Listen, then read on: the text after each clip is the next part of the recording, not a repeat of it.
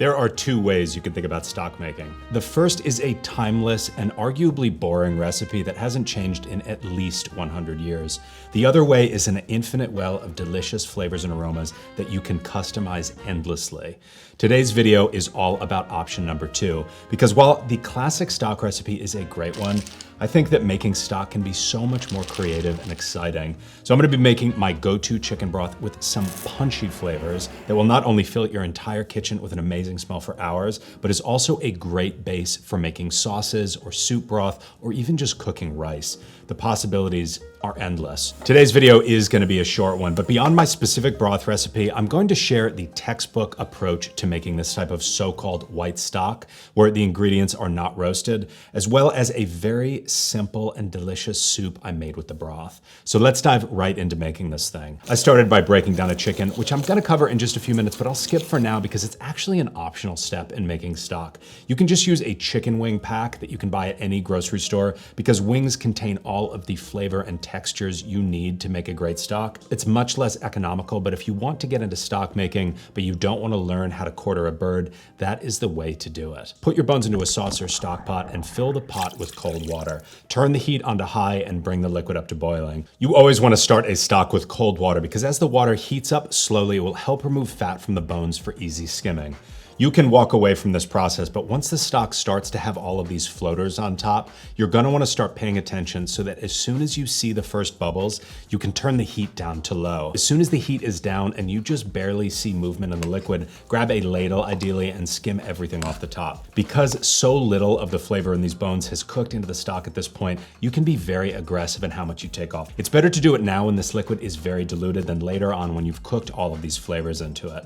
Once you've skimmed everything off, it's time to add the aromatics. And here's where the flavors come in. I cut the top and bottom off of an onion, split it in half, and then sliced half of it into thick strips. I usually keep the skin on an onion for stock because it gives it a nice golden color. Then I took a nice nub of ginger, put it directly onto a burner, and charred the skin all around. This might look confusing to some of you, but I promise you that if you smelled what I'm smelling, you would understand why I'm doing this.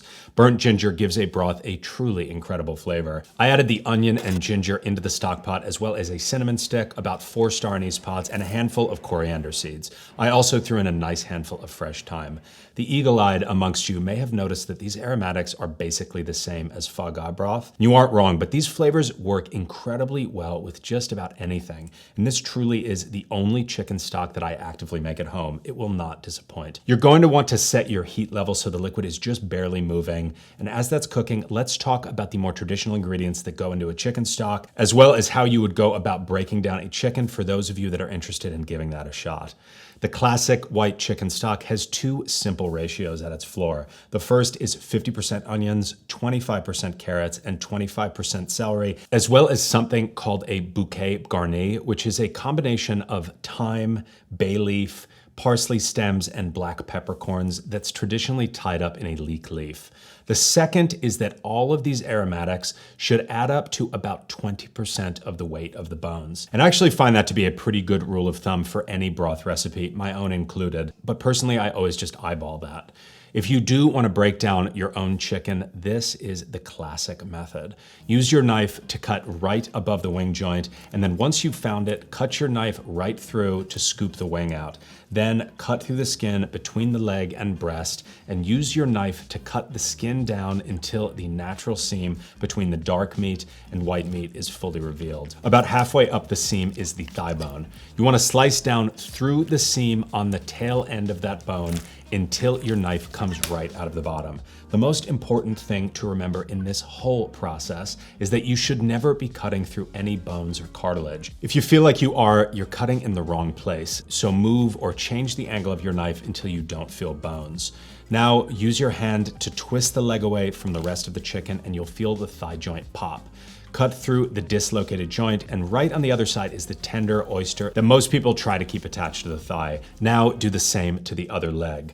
It's time to remove the breasts. There is a wedge-shaped keel between the two, so start to slice on either side of it all the way down until the breast is fully disconnected from the bones. If you follow the rule of thumb of not cutting through any cartilage, this is a surprisingly easy process. There is a thigh bone that you can remove, but I think that's beyond the scope of this particular video. If that is something you're interested in seeing, let me know in the comments. Congratulations, you have now quartered a chicken. You can set the meat aside because what you want for the stock is the bones. There's a lot of confusion around cooking times for stock, but there are 2 times to keep in mind when you're making a chicken broth. After 2 hours, you will have extracted almost every flavor you're gonna get out of these ingredients. But if you keep cooking the stock up to 8 hours or even longer, you will extract not only the flavor, but also the mouthfeel out of the connective tissue and the bones. So feel free to call this after 2 hours, especially if you just want a quick, flavorful broth, or you can continue to cook it for many hours if you want a great mouthfeel. And for those amongst you that know or care what a macro is, the broth becomes more and more protein-rich the longer you cook it. 6 to 8 hours is a good sweet spot for me. If you do decide to cook it for many hours, don't be shy about adding water as it cooks away. Either way, once it's cooked, turn the heat off and either strain it, or my preferred method is to throw some ice cubes in there and then put it into my refrigerator for a few hours or overnight. That way, when I do strain it, I strain off all of the coagulated fat as well as the bones. If you're interested in a professional straining setup, this is what it looks like, but you can get away with spooning the bones and aromatics out and then running the liquid through any kitchen strainer. And that's it. That's your stock. You can freeze this for months and use it in any recipe that calls for chicken stock. I made a quick soup by adding diced up carrots, fennel, and chicken breast into a pot, seasoning them with salt, covering them with the stock, bringing it up to a boil, and then immediately turning the heat off, throwing a lid on it, and then setting a timer for 20 minutes to let everything cook through. While it's sitting, I chopped up a combination of parsley leaves and fennel fronds and a sliced up Fresno chili, which I put into the already delicious soup. But anyway, that is all for me on this one. Thank you for watching, and I will see you soon.